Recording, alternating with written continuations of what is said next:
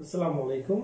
मैं doctor Sheikh Mohammed Mustafa Abdul Sattar, assistant professor शोबे उर्दू, संजीवनी महाविद्यालय चापोली, तालुका चाको, जिला लाहौर। अजीज तलबा तालिबात, मैं आप तमाम का ऑनलाइन क्लासेस में इस्तकबाल करता हूँ। आप सभी मौजूदा हालात यानी कोविड-19 के बहाव से वाकिफ़ हैं। ऐसे हालात में हमें अव्वलियत खुद की हिफाजत को देना है। लिहाजा ऐसे माहौल में रेगुलर क्लासेस का इनेकाद नामुमकिन सा फेल है, क्योंकि सोशल डिस्टेंस का क़याम रेगुलर क्लासेस में रखना न सिर्फ मुश्किल अमर है बल्कि पुरखतर है। लिहाजा तलबा व तालिबात के तालीमी साल की अहमियत को मद्देनज़र रखते हुए हुकूमत हिंद व महाराष्ट्र UGC और यूनिवर्सिटी के गाइडलाइन के मुताबिक संजीवनी महाविद्यालय चापोली में ऑनलाइन क्लासेस का इनेकाद अमल में आया है। हिज़्ब रिवायत हमें सबसे पहले अपने निसाब से वाक़फियत लाज़मी है।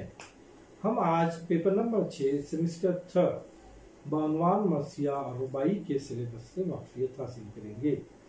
ये निसाब 75 नंबरात पर मुश्तमिल रहेगा, जिसमें 25 नंबरात इंटरनल असाइनमेंट के लिए मुख्तस किए जाएंगे। यानी इसमें 5-5 नंबरात के 2 टेस्ट होंगे और 15 नंबरात का एक असाइनमेंट होगा। इसके साथ साथ 50 नंबरात का इम्तिहानी पर्चा भी होगा। इस पर्चे में 5 सवालात इंटरनल चॉइस के साथ होंगे। हर सवाल 10 नंबरात पर मुश्तमिल होगा। पहला सवाल लाजमी है। जिन मौज़ूआत को हमारे निसाब में हमें पढ़ना है, इसमें मरसिया और रुबाई शामिल है। मरसिया उर्दू शायरी की अहम सिन्फ़ से बना है। ये रसा अरबी लफ्ज़ से बना है, यानी रसा जो लफ्ज़ है ये अरबी है और इसी से जो है मरसिया बना है, जिसके मायने मैयत पर रोने के हैं।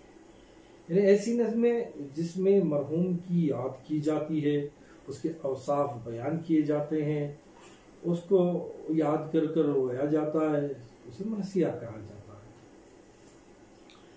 मरसिया यानी मरसिया का इतलाक़ ऐसे ही नज़मों पर होता है जिसमें रसाई वस्फ़ हो, लेकिन उर्दू में मरसिया उस नज़म को कहते हैं जिसका मौज़ू वाक़ियात करबला हो। इससे मुराद हज़रत इमाम हुसैन और यजीद के दरमियान करबला के मौके पर होने वाला मौरिका है, जो हक़ व बातिल के दरमियान हुआ था। हज़रत इमाम हुसैन रज़ियल्लाहु ताला को कोफे के लोगों ने मुसलसिल खुतूत लिख कर आपको कोफा बुलाया। वो बार बार इसरार कह रहे थे कि आप कोफा आइए, हम आपके हाथ पर बैत करेंगे, हमें यजीद के जुल्म व सितम से निजात दिलाइए। इमाम हुसैन रज़ियल्लाहु ताला उन मजलूमों की मदद करने के खातिर और उस जालिम के खिलाफ हक़ को बुलंद करने के लिए कोफे का जो है सफ़र की।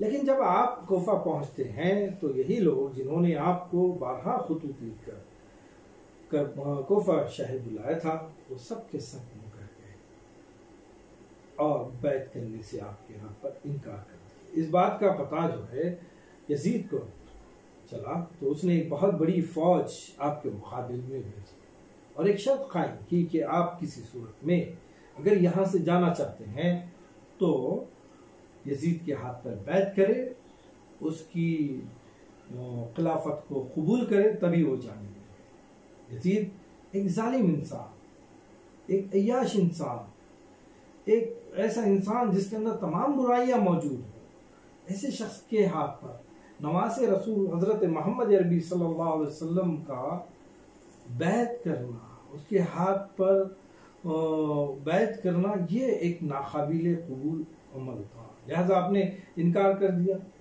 इनकार करने के बायस यजीद ने आपके मुकाबले के लिए एक बहुत बड़ी फौज भेजी। एक तरफ 72 लोग, एक तरफ बड़ी फौज, एक तरफ वो लोग जो छोटे बच्चे, बूढ़े, जवान पर मुश्तमिल 72 लोग, एक तरफ हथियारों से लेस एक बड़ी सी फौज है। जाहिर बात है इसका अंजाम क्या होता। लेकिन जालिम के सामने आप शिकस्त कबूल नहीं किए, हर बात कह दे रहे, आपने हक का परचम थामा और न सिर्फ खुद बल्कि पूरे कुंबे को राहे हक में शहादत का जाम दिला दिया। इस जंग में हजरत इमाम हुसैन रज़ियल्लाहु ताला के साथ साथ आपका पूरा खानदान शहीद हो गया।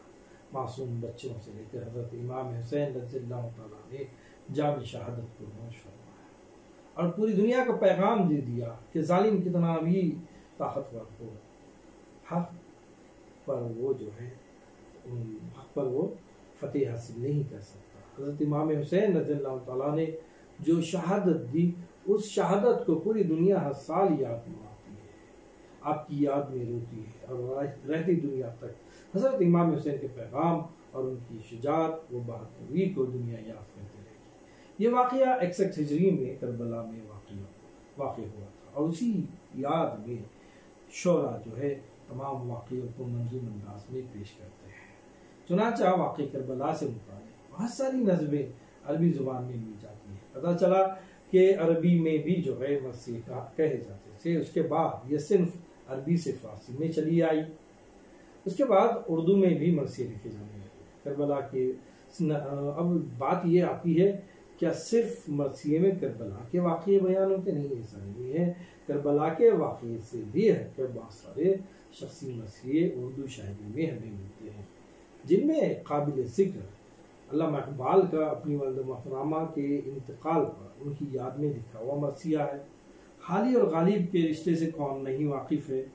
حالی غالب سے بے پناہ محبت کیا کرتے تھے، وہ غالب کو اپنے استاد مانتے تھے، ان سے اپنے اشعار پر اصلاح لیا کرتے تھے۔ غالب کا چلا جانا وہ صرف شخصی نقصان سے تعبیر نہیں کرتے، بلکہ پوری قوم کا اس سے نقصان تعبیر کرتے۔ انہوں نے غالب کے انتقال پر مرثیہ لکھا اور اپنے غم کا اظہار بھی کیا۔ اس کے علاوہ بہت سارے اور بھی شخصی مرثیے اردو شاعری میں ہمیں ملتے ہیں۔ نصاب میں مرثیوں کے علاوہ مرثیوں کے آغاز، ارتقاء اور اس کے اجزاء ترکیبی کو ہم سمجھنے کی کوشش کریں گے۔ اردو مرثیوں میں دو بہت اہم نام ہیں، ایک میر انیس کا ہے اور مرزا دبیر کا ہے، جنہوں نے اردو مرثیے کو چار چاند لگا دیے، آسمان تک پہنچا دیے اور ان مرثیے میں ایک اہم مقام حاصل کیا ہے۔ لہذا ہمارے نصاب میں بھی دونوں کی مرثیے شامل ہیں۔ میر انیس کا لکھا ہوا مرثیہ فرزند پیمبر کا مدینے سے سفر ہے، یہ شامل ہے، جس میں حضرت امام حسین رضی اللہ تعالیٰ کا سفر مدینے سے کربلا تک کا اس پر مبنی ہے۔ حضرت امام حسین رضی اللہ تعالیٰ سے عشق، محبت، جذبات، وابستگی، الفاظوں کا بہترین استعمال ہمیں اس مرثیے میں ملتا ہے۔ اور جو دوسرا اہم نام ہے دبیر کا، دبیر نے بھی بہت ہی خوبصورت، بہت ہی اچھا، بہت ہی جذباتی مرثیہ لکھا ہے، جس کا نام ہے دست خدا قوت باسو ہے۔ دست خدا یعنی حضرت امام حسین، اس میں کوئی شک نہیں۔ اس پر بھی انہوں نے بہت ہی خوبصورت مرثیہ لکھا ہے، جس سے حضرت امام حسین سے ان کا جو جذباتی وابستگی ہے اس کا ہمیں پتہ چلتا ہے۔